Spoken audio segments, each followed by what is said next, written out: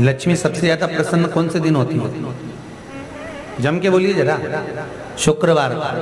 तो शुक्रवार को लक्ष्मी सबसे ज्यादा प्रसन्न क्यों होती है? उसका प्रसन्न होने का कारण क्या था? लक्ष्मी जी के दो भाई थे, दोनों की शादी नहीं हो रही थी, दाता और विधाता, दोनों का विवाह नहीं हो रहा।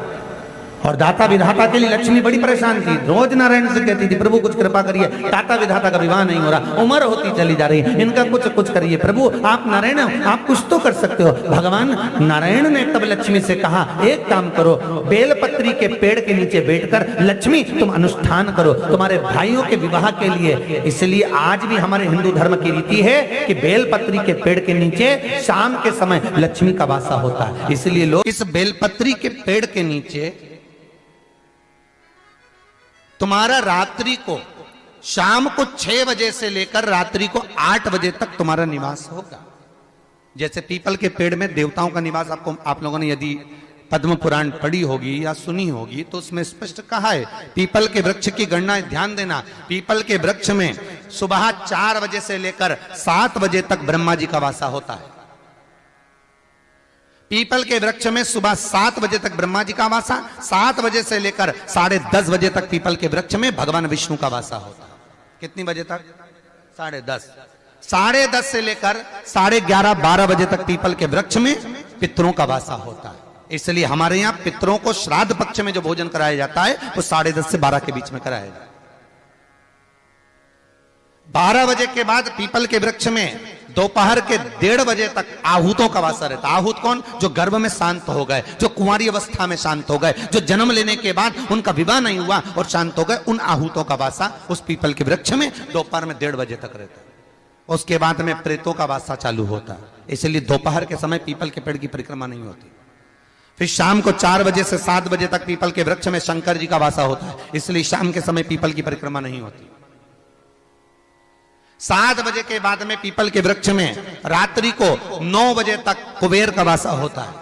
फिर 9 बजे के बाद में प्रेतवास चालू होता है पीपल के वृक्ष में।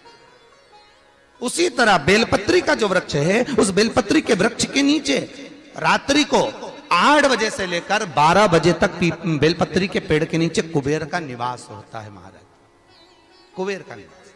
प्रयास करा करो इसी बेलपत्री के पेड़ के नीचे हम दीप लगाएं, घी का दीप।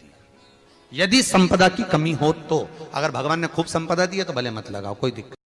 महामृत्युंजय मंत्र का यदि आप जाप करते हो और आपको मालूम पड़ गया कि शरीर में मुझे ये रोग हो गया है, मुझे शुगर हो गया है, मुझे बीपी हो गया है, मेरा ब्लड प्रेशर ऊंचा नीचा रह रहा है, कोई भयंकर रोग, मेरे रिश्तेदार को कोई कैंसर जैसा रोग हो गया, किसी को कोई थायराइड हो गया, किसी को कोई किडनी और लीवर में सूजन हो गई, किसी को कहीं किडनी और लीवर में तकलीफ हो गई, तो शिव महापुराण की कथा कहती है, नवग्रह शिव महापुराण की कथा कहती है कि बेलपत्री के वृक्ष के नीचे महामृत्युंजय मंत्र का जाप जो शुक्रवार की शुक्रवार घी का दिया लगाकर करता है, उसके रोग बाबा देवाधिदेव महादेव समाप्त करते चले जाते हैं। ये संजीवनी मंत्र शुक्रवार के दिन भगवान शंकर को शुक्र को दिया था, इसलिए उसकी प्रधानता है।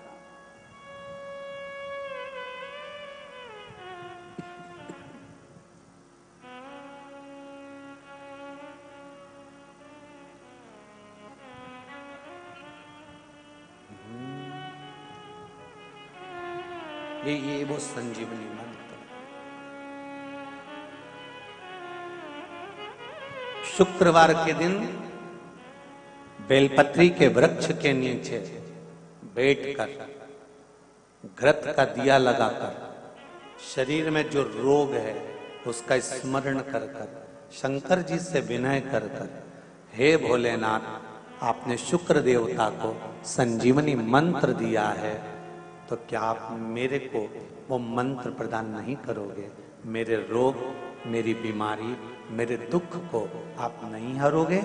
शिव से कहो, ये शरीर आपने दिया है और भजन करने के लिए दिया है, स्मरण करने के लिए दिया है, कीर्तन करने के लिए दिया है, तो संभालोगे भी आप। और बेलपत्री की ओर मुख कर कर घी का दिया लगाकर महामृत्युंजय मंत्र का स्मरण कर लेने पर धीरे धीरे धीरे धीरे धीरे धीरे वो रोग समाप्ति की ओर आता चले जाते।